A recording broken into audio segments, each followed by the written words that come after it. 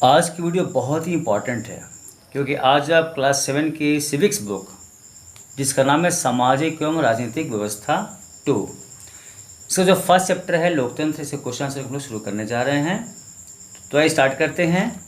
अब देखिए क्या है, प्रश्न अभ्यास में लिखा हुआ है रिक्त स्थानों की पूर्ति कीजिए। अब फर्स्ट में क्या लिखा हुआ, खाली स्थान है और लिखा हुआ है में राजा लोगों पर शासन करते थे। तो यहाँ पर आप लिखिएगा राजतंत्र या एकतंत्र, कोई एक लिखना है। तो क्या हो जाएगा, राजतंत्र में राजा लोगों पर शासन करते थे या फिर एकतंत्र में राजा लोगों पर शासन करते थे।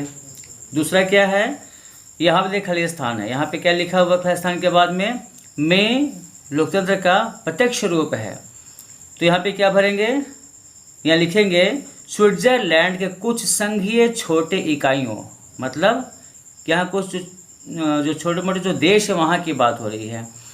तो क्या हो जाएगा, स्विट्जरलैंड के कुछ संघीय छोटे इकाइयों में लोकतंत्र का प्रत्यक्ष रूप है।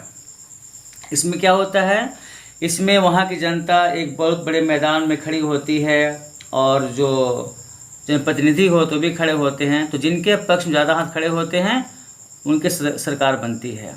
थर्ड है सार्वभौमिक वयस्क मताधिकार का विचार खाली स्थान के सिद्धांत पर आधारित है। यहाँ भरिए समानता। तो क्या हो जाएगा, सार्वभौमिक वयस्क मताधिकार का विचार समानता यानी कि सब समान है, इसके आधार पर सिद्धांत पर आधारित है। चौथा, लोकतंत्र में सभी वयस्क नागरिकों को क्या देने का अधिकार है, मत देने का अधिकार है। मत क्या, वोट। पांचवा, जनता मतदान करके किसका चयन करती है, जन प्रतिनिधि का चयन करती है। जैसे मुखिया, वार्ड सदस्य, पंचायत समिति या फिर जिला पार्षद, ये सब क्या हैं, जनप्रतिनिधि हैं, उनका चयन करती है। कौन करती है, जनता करती है मतदान करके। 2, निम्न प्रश्नों को उत्तर दीजिए। अब यहाँ पे देखिए फर्स्ट क्वेश्चन क्या है, समानता के लिए किन्हीं 3 कानूनी प्रावधानों को लिखिए। तो आंसर लिखिए, उत्तर भारतीय संविधान में समानता को स्थापित करने के लिए कई तरह के प्रावधान किए गए हैं। इनमें से 3 कानूनी प्रावधान निम्नलिखित हैं। पहला लिखिए, भारत के सभी लोगों को कानून का पालन करना अनिवार्य है, चाहे वह साधारण मजदूर हो या फिर कोई अधिकारी हो। दूसरा, हर व्यक्ति को सार्वजनिक स्थानों जैसे खेल के मैदान, होटल, दुकान, बाजार, कुआं, चापाकलों एवं सड़कों पर जाने की स्वतंत्रता है। किसी भी व्यक्ति को वहां जाने से रोका नहीं जा सकता। हर कोई इन जगहों का उपयोग कर सकता है। और तीसरा है अस्पृश्यता यानी छुआछूत को दंडनीय अपराध घोषित किया गया है। वर्तमान में यह प्रथा कहीं देखने को नहीं मिलती। इसका लगभग पूर्णतः उन्मूलन हो चुका है। उन्मूलन क्या, समाप्त हो चुका है। नेक्स्ट क्वेश्चन है, मध्याह्न भोजन योजना से क्या फ़ायदा हुआ है, यानी मिड डे मील से क्या फ़ायदा हुआ है। उत्तर लिखिए, 2001 में उच्चतम न्यायालय यानी सुप्रीम कोर्ट के निर्देश पर मध्याह्न भोजन योजना पूरे देश में लागू किया गया। इसके पहले भी हुआ था लेकिन 2001 में पूरे देश में लागू हुआ था। इस कार्यक्रम की शुरुआत से विद्यालयों में गरीब बच्चों के नामांकन दर में काफ़ी बढ़ोतरी हुई। नामांकन क्या, एडमिशन में काफ़ी बढ़ोतरी हुई। विद्यालय में उनका ठहराव होने लगा। दोपहर को अपने बच्चों को खाना खिलाने के लिए काम छोड़कर घर आने वाली माताओं को इससे काफ़ी राहत मिली।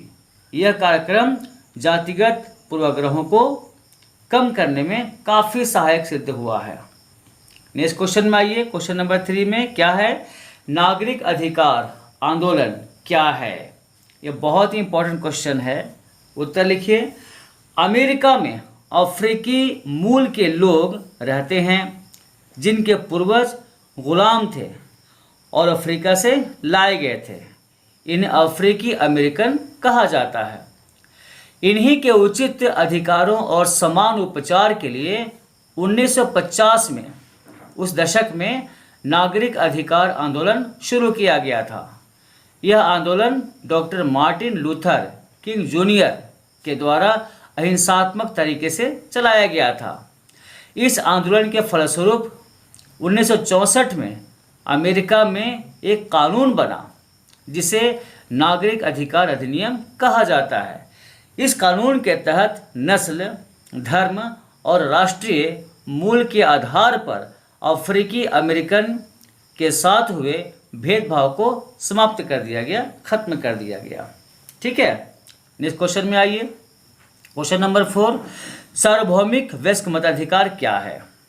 उत्तर, भारत जैसे लोकतांत्रिक देशों में सभी वयस्क नागरिकों को चुनाव के समय मत देने का यानी वोट देने का अधिकार वैधानिक रूप से यानी कानूनी रूप से प्राप्त है। इसे ही सार्वभौमिक वयस्क मताधिकार कहा जाता है।